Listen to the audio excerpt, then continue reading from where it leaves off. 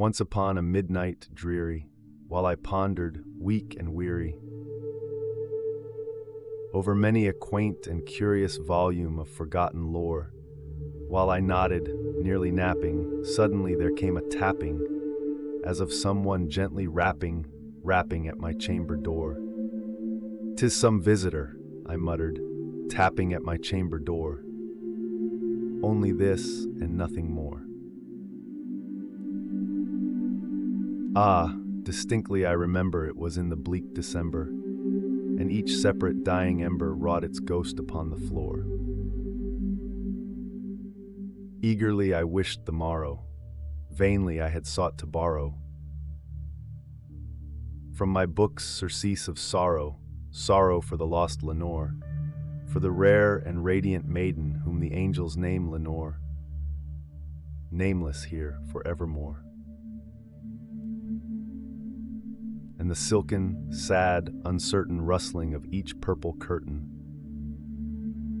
thrilled me, filled me with fantastic terrors never felt before. So that now, to still the beating of my heart, I stood repeating, "'Tis some visitor entreating entrance at my chamber door, some late visitor entreating entrance at my chamber door. This it is, and nothing more." Presently my soul grew stronger, hesitating then no longer. "Sir," said I, "or madam, truly your forgiveness I implore.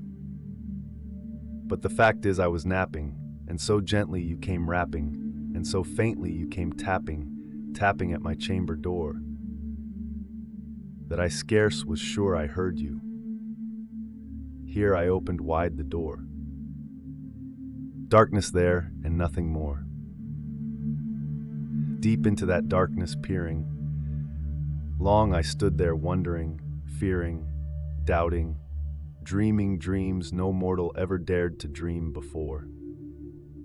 But the silence was unbroken, and the stillness gave no token, and the only word there spoken was the whispered word, "Lenore?" This I whispered, and an echo murmured back the word, "Lenore." Merely this and nothing more. Back into the chamber turning, all my soul within me burning, soon again I heard a tapping somewhat louder than before. "Surely," said I, "surely that is something at my window lattice. Let me see then what thereat is, and this mystery explore. Let my heart be still a moment, and this mystery explore.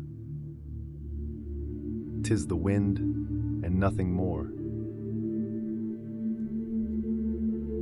Open here I flung the shutter, when, with many a flirt and flutter, in there stepped a stately raven of the saintly days of yore.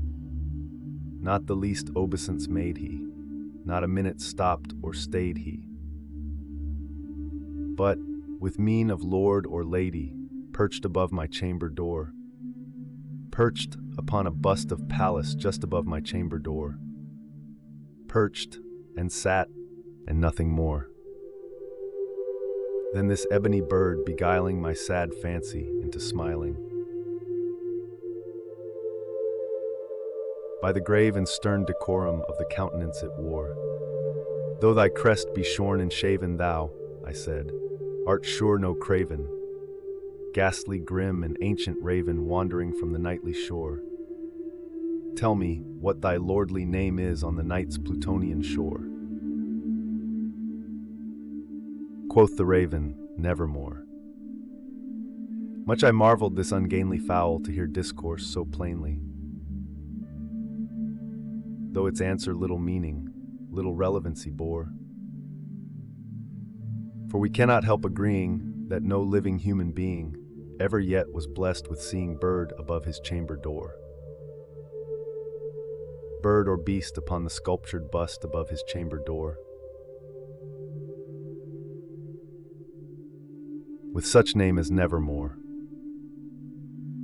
But the raven, sitting lonely on the placid bust, spoke only that one word, as if his soul in that one word he did outpour.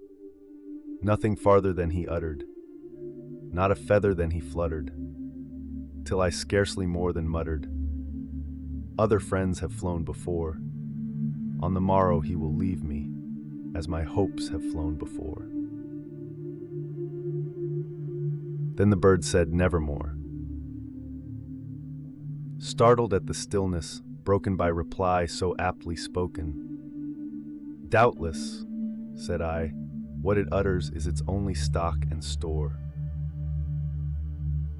Caught from some unhappy master, whom unmerciful disaster followed fast and followed faster, till his songs one burden bore, till the dirges of his hope that melancholy burden bore, of never, nevermore. But the raven still beguiling all my fancy into smiling. Straight I wheeled a cushioned seat in front of bird and bust and door. Then, upon the velvet sinking, I betook myself to linking fancy unto fancy, thinking what this ominous bird of yore, what this grim, ungainly, ghastly, gaunt, and ominous bird of yore meant in croaking nevermore. This I sat engaged in guessing, but no syllable expressing. To the fowl whose fiery eyes now burned into my bosom's core. This and more I sat divining, with my head at ease reclining on the cushion's velvet lining that the lamplight gloated o'er, but whose velvet violet lining with the lamplight gloating o'er she shall press. Ah, nevermore!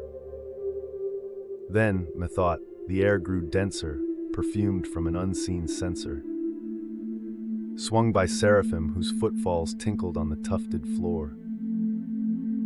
Wretch, I cried, thy God hath lent thee, by these angels he hath sent thee, respite, respite and nepenthe from thy memories of Lenore.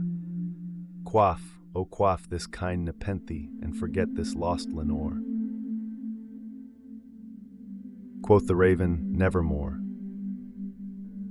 Prophet, said I, thing of evil, prophet still, if bird or devil.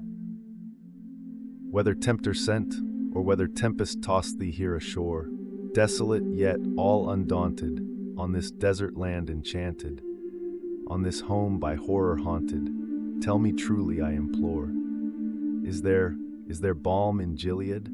Tell me, I implore. Quoth the raven, Nevermore. Prophet, said I, thing of evil, prophet still, if bird or devil. By that heaven that bends above us, by that God we both adore, tell this soul with sorrow laden if within the distant Aden it shall clasp a sainted maiden whom the angels name Lenore. Clasp a rare and radiant maiden whom the angels name Lenore. Quoth the raven, Nevermore. Be that word our sign of parting, bird or fiend, I shrieked, upstarting.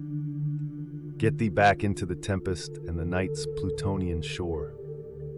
Leave no black plume as a token of that lie thy soul hath spoken. Leave my loneliness unbroken. Quit the bust above my door.